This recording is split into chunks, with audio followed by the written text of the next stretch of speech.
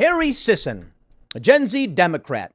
He is angry because a producer for Alex Stein called his home phone number in order to extend an invite onto his show. Okay, let me start this segment by saying, my friend Harry, please calm down. It's a phone call. And you are more than welcome to join us on the Culture War podcast to discuss your views in an open setting. And we will pull up whatever sources you want and have that conversation. Would really look forward to hearing what a young Democrat has to say in a long form setting where we can get into the issues.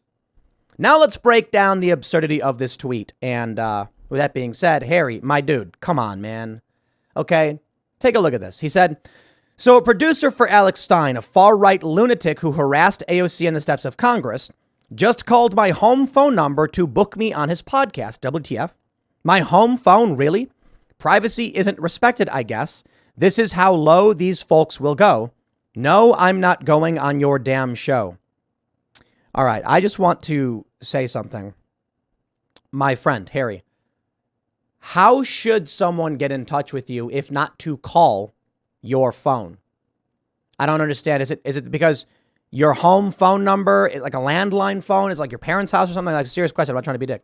Like your parents have a phone on the wall and it rang and there's a guy saying, I'm looking to try and book Harry Sisson on the show.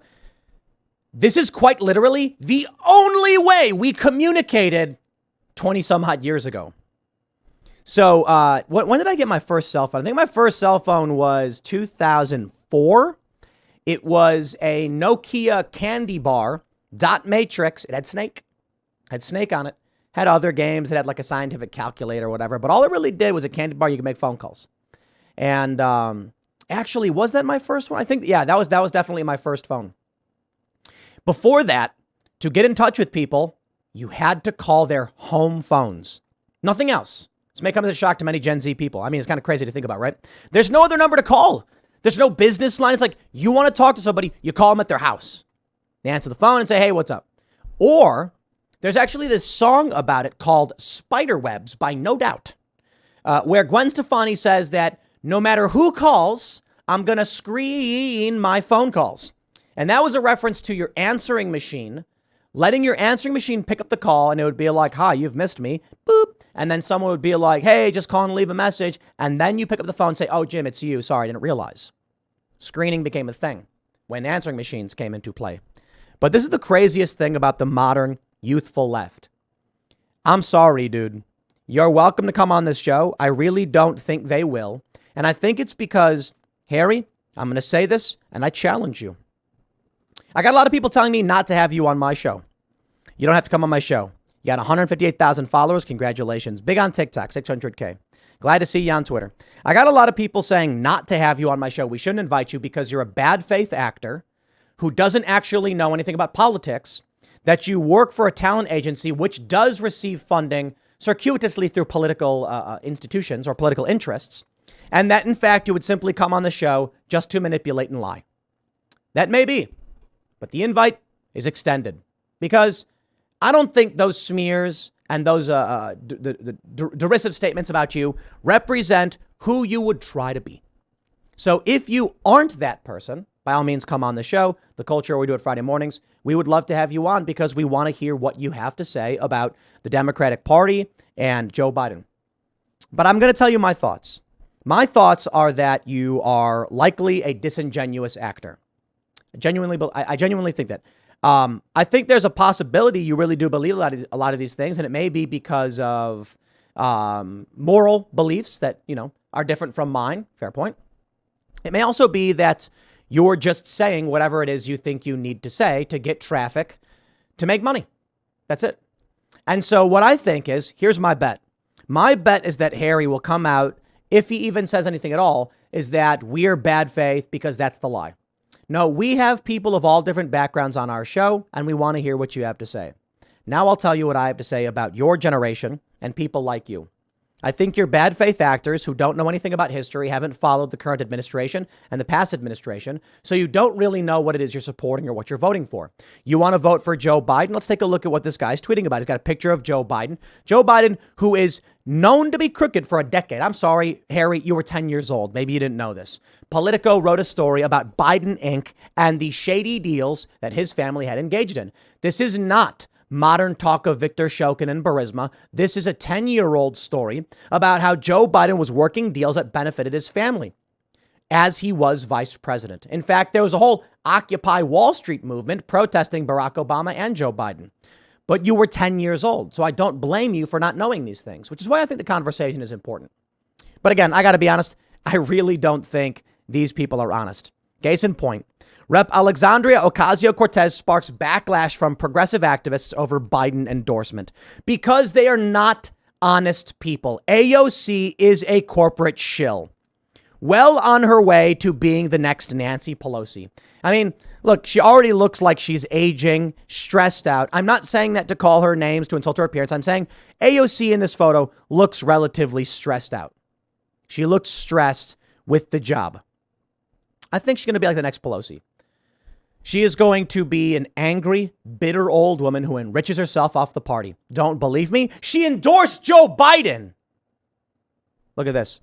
Shout out to our good friend Cenk Uygur of the Young Turks. He said, this is a case study on how to give away your power. Progressives in Congress desperately need leadership and something that resembles a strategy. You know it. You know it. They do. Shout out to Cenk Uygur for calling out AOC for endorsing Joe Biden. Let's see the responses. David McCullough says progressives manage power as effectively as they manage money. Very, very poorly. Kennedy 2024 says, I agree, new leadership is needed. Let's ditch the corporate Democrats and then crush Trump in the general election. I wouldn't mind RFK. Far from perfect. Very critical on guns and a typical Democrat kind of guy. But he's come around in the past couple of years and he's saying better things. Does he deserve rehabilitation? Everybody does. Everybody deserves a chance to walk towards the light. If you discourage people from walking towards the light, then they never will. RFK has been saying some good stuff. I can respect. Is he my first choice? Nope. But I'd like to hear more from him. And I hope he wins the primary. He's better than Joe Biden. In fact, I think he probably could beat Donald Trump. I really, really do. Let's hear his stances. Do we got any? Everybody's just basically making fun of progressives, and it's mostly conservatives. So you get the point. This is where we're at right now with the young progressive movement. The most prominent figure, the most famous, endorsing Joe Biden. The young guys endorsing Joe Biden. How deliciously pathetic. You've all been co-opted and corrupted. The Gen Z kids who would follow someone like Harry, you're marching in lockstep with the multinational billion-dollar corporations and big pharma. How punk rock. Bro, you're a stodgy suit-wearing square, right? You are not the hip, cool, edgy leftist of yesteryear. You are the stock, generic, pro-machine personality. Okay? You know, look, I know it's not conducive to actually having someone like him come on the show by saying these things, but I'm not here to mince words and play games in the hope that someone would grace me with their appearance. I want to hear it straight from his mouth how he could even begin to support the evil actions and behaviors of the current Democratic Party. Come on, Joe Biden? At the very least, you could be like RFK's better. Nope. They're machine candidates. What I mean by that is they march in lockstep with the multinational corporations like AOC. Hey, I can give a shout out to Cenk Uygur, the Young Turks, and Anna Kasparian. At least they push back. Don't trust them all that much because I think they still pander to the left instead of just sticking true to their principles. If Cenk Uygur remained who he was as of 2012 and kept with that the same ideology, he'd have been a conservative. He'd have been voting for Trump in 2020. Hands down. He used to be more of a Republican. He switched parties. But I've known the guy. Been on his show. And it seems to me like him and many others just said whatever they think they needed to say in order to maintain their audience. AOC wants to stay in power. She knows who pulls the strings, so she has bent the knee and said, Joe Biden it is. How deliciously incredible is that? Where's the pushback? Where's standing up for the anti-establishment? Nope. AOC will be your stock generic corporate Democrat, and lo, she already is. So by all means, Democrats, if you want to be the machine, be the machine. Me? I'll vote for whoever I think is the right person to vote for. I'm a big fan of RFK right now, listening to more of what he has to say. Think he's a good dude. He's fit. There's a lot more about him that I respect than Donald Trump. But I feel like Donald Trump's going to fire a lot of people. But I will tell you right now, there's 3 candidates that I consider as being legitimate, and it is Trump, RFK, and Vivek Ramaswamy. DeSantis ain't up there. He's faltering. He's got terrible people around him, and they are bitter, toxic people. RFK has positivity around him. He's come around on policies. I respect it in a lot of ways. And I'd love to see the Democratic Party be taken back by someone like him. So you may see more support for good old RFK on my end. We'll see. I don't agree with him to a great extent on like a lot of the vaccine stuff. I don't. But I do want to see someone rip the reins back from the likes of Joe Biden. I'm not sure I'll ever vote for a Democrat ever again, though, because I don't trust the party. But I never voted for Republicans and eventually came around to that. So there's a possibility. I know a lot of people really do like what RFK Jr. has to say, and I'm interested in hearing more. I really do hope he bests Joe Biden. We'll see. We'll see. I'm thinking about it. I might want to vote for him in the primary. Vote Democrat for RFK because I think the Democratic Party needs some honesty and needs some anti-establishment power. Someone stronger than, say, the likes of Bernie Sanders. Maybe we can pull it back from the claws of the woke cult. But that is yet to be seen.